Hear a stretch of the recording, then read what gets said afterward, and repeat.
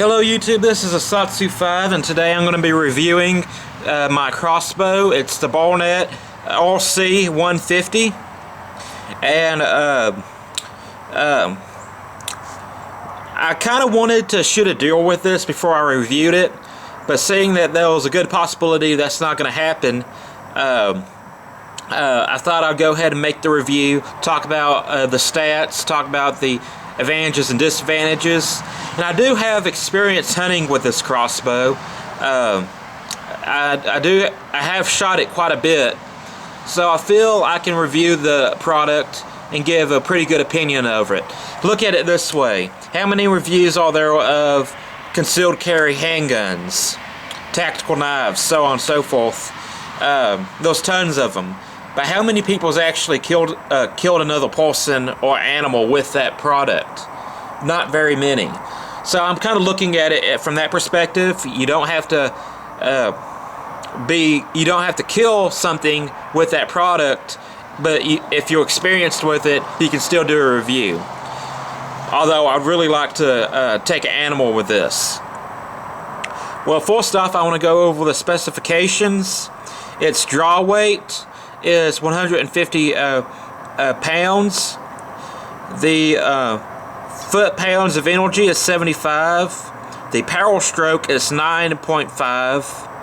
And the weight is 5.7 pounds.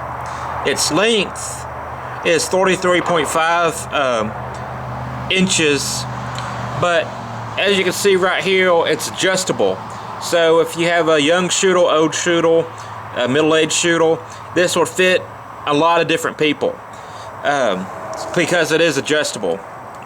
The width is 25.5 inches. Its arrow length is 18 inches. The weight and grain of the bolts is 376, and it costs from factory $199. In other words, this is a very affordable crossbow. This is actually my first crossbow, and you can find it at your local Academy Sports and Outdoors. You might be able to find it at a Cabela's or Bass Pro Shop. It's very affordable for a compound crossbow, and it's attainable. If you're not an expert archer, if you're just getting into the sport, I'd say this is a good crossbow to get far as how affordable it is. But there are some clear disadvantages with this crossbow. First off, one of the disadvantages of this crossbow is that you cannot use any cocking aids with this crossbow. That means you have to pull this string up to there with your bare hands. And people who say that crossbows should only be used by handicap, well, they never pulled this crossbow back with one hand before. It's a chore to do it with two hands. I'm not saying it can't be done with one hand, but people who discriminate against crossbows, they really don't know what they're talking about. Just saying. There are some crossbows that can use cocking aids. Either it's a crank or it's a pulley system. I've tried using the pulley system cocking aid on this, and it slingshotted my see, there was that little ramp right there, and that's normally where your cocking aid will be set to use as a level. It's right about there. But since mine is shaped like a ramp and not a hard shoulder, 90-degree angle, my cocking aid string slid up that ramp and slingshotted my original red dot sight that came with the crossbow off of my crossbow and broke it. It was a cheap red dot sight, so it's not like I was missing anything, but still, it's not a good way to start your first shoot. So, yes, you cannot use cocking aids with this crossbow. I ended up replacing my red dot sight with a BSA RGB dot sight, RGB stands for red, green, and blue. So it has several different sizes of dots in both red dots, green dots, and blue dots. Depending on the light conditions, you may favor one over the other. I'd say another disadvantage to this gun is that it doesn't fit a lot of the crossbow accessories. For instance, I got tired of using this RGB or RGB sight, not because it was a bad sight, but I didn't want to rely on batteries. And I tried getting a purpose-built crossbow scope for my crossbow, and it wouldn't fit. It just did not fit the crossbow at all, and I ended up having to take it back. So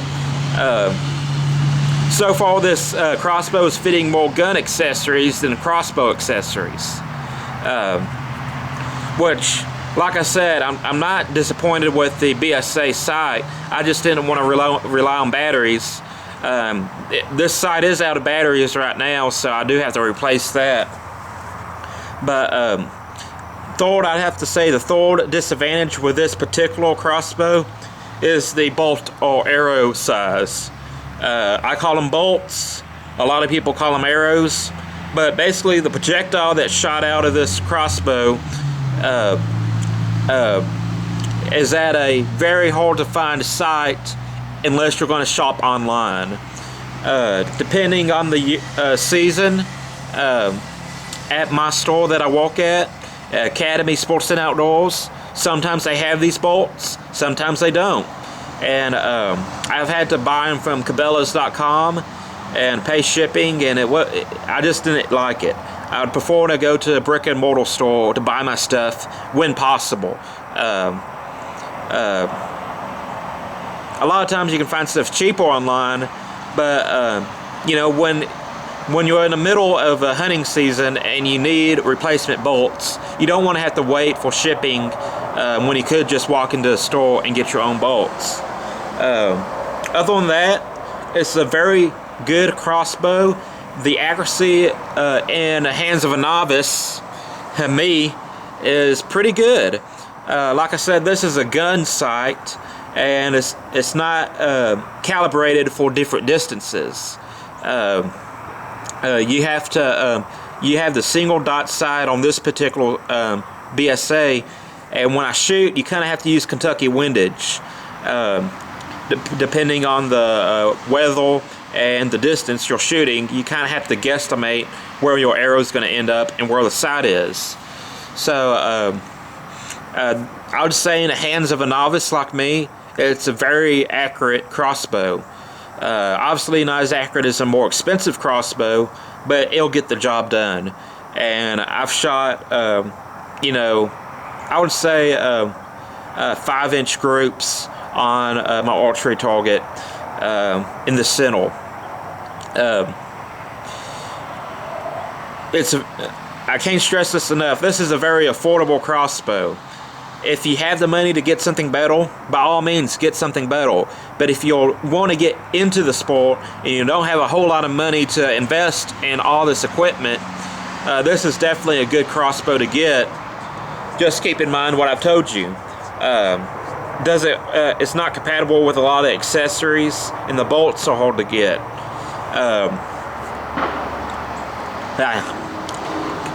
Kind of got tongue-tied. This crossbow does come with a quiver, although I don't use the quiver. I just carry a few bolts. Well, actually I use the quiver, but I don't keep the quiver on the crossbow. I carry the quiver separately in my backpack. And like I said, I have hunted with this. I have seen deer when I had this crossbow, but the problem was, usually when I went hunting, I pre-cocked the crossbow as soon as I got out of my vehicle, and I walked to the stand, and I'd leave it cocked until I saw an animal, and then I'd load it up and I'd shoot. The problem is, if you don't have a animal to shoot at, and you have to uncock the crossbow, you have to put a bolt in the crossbow to decock it, to shoot it.